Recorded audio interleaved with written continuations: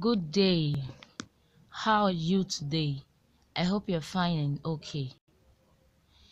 Today we're going to be looking at the topic word parts. Can you say that after me?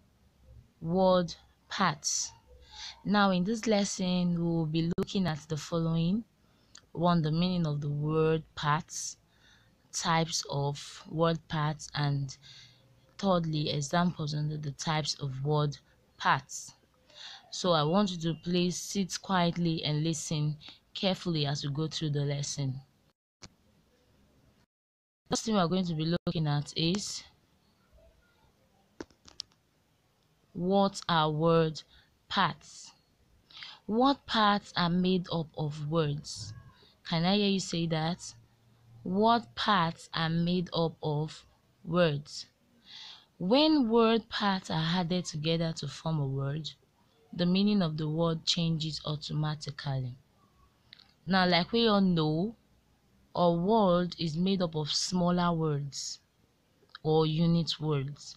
So when these units or small words come together to form a big word or a compound word, the meaning of that word would change. Do you get it? Okay. You can determine the meaning of unfamiliar words by breaking the words into different word parts. Now we come across unfamiliar words every day, which we do not know the meaning to the words.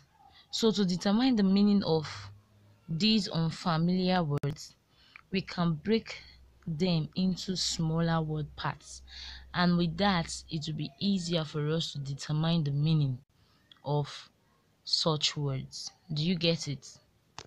Okay, now we'll move over to types of word parts. Types of word parts, which are root words, prefix, suffix. The three types of word parts are what? Root word, prefix, suffix. Now let's look at this type of words separately. The first we're looking at here is root words. Can you say that after me? Root words. Now, what are root words? A root, as its name suggests, is a word or part from which other words grow, usually through the addition of prefixes and suffixes. Now, root word. It is when we add a prefix or suffixes to root word that a new word is formed. So don't forget, root words are basic words. Yeah, we say root words are basic words that can't be reduced to what? Smaller words. Rather, we add to the root word to form a new word. We add either a prefix or suffix to a root word to form a what? New word. A root word can stand on its own. Did you get that? A root word can do what? Stand on its own. It makes complete meaning or complete sense when it stands on its what? Own. All words have root words. So whatever word will come across, they have what? Root words in it. So take note of that. Okay, we'll move on to examples of root word. We have unreadable. Unreadable. Now the word on green is the root word read. Do you get it? So the word on green is what? The root word. It is the basic what? Word here. Do you get it now? Okay, we'll move on to another example. We have two words here. Played, unclear. Played, unclear. So the words we see on pink, they are the word root words. Do you get that? Now we'll move on to prefix. What is a prefix? What is a prefix? A prefix is a word part added at the beginning of a base word to change the meaning of that word. So a prefix is added in front of a base word. I believe we still know what a base word is. Good. A prefix is added in front of what? A base word. And when a prefix word, the meaning of that word will do what? Change. So you also need to know that when prefixes are added to root words, the meaning of the word what? Changes. Prefixes cannot stand on their own. Do you get it? Prefixes cannot do what? Stand on their own. But root words can stand on their own. So prefixes cannot stand on their own, and they don't really make a complete sense because they cannot stand on their own. They depend on a what? Root word to make a complete meaning. Do you get it? Okay, these are examples of prefixes. We have pre, on, miss, re. Like for pre, it means before. On, it means not. Re, it means again. And miss means what? Wrong or bad. Don't forget, a prefix is added before a root word to make a new word. Then the next is what? Suffixes. Can you say that after me? Now, what are suffixes? A suffix is a word part that is added at the end of a root word. So a suffix is added at the what? End of what? A root word. When suffixes are added to root words, the meaning of the word changes because it is added what? At the end of the what? Root word. The word part of speech also do what? Change. It also changes the word part of what? Speech. And also it can change a singular word to plural words. Do you get that? So don't forget, suffixes are added at the end of what? Root word. Now, these are some root words added to what? Suffixes. We have berry and is.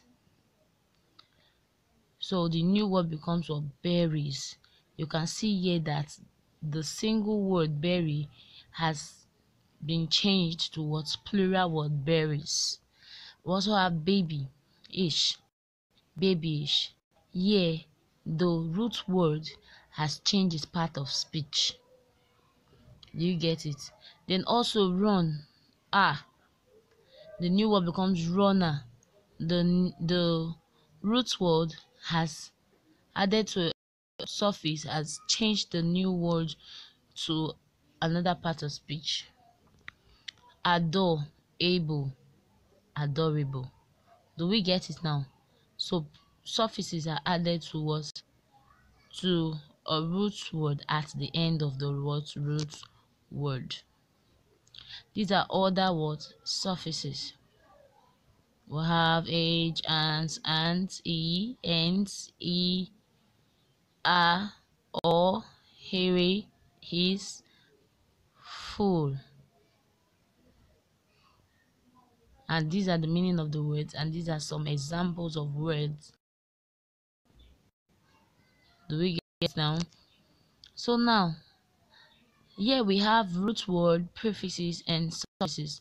The root words here are play, sign, real. The prefixes here are in, this, on, or to. And when the prefix is added to the root word at the beginning, we'll have what? Display, resign, unreal.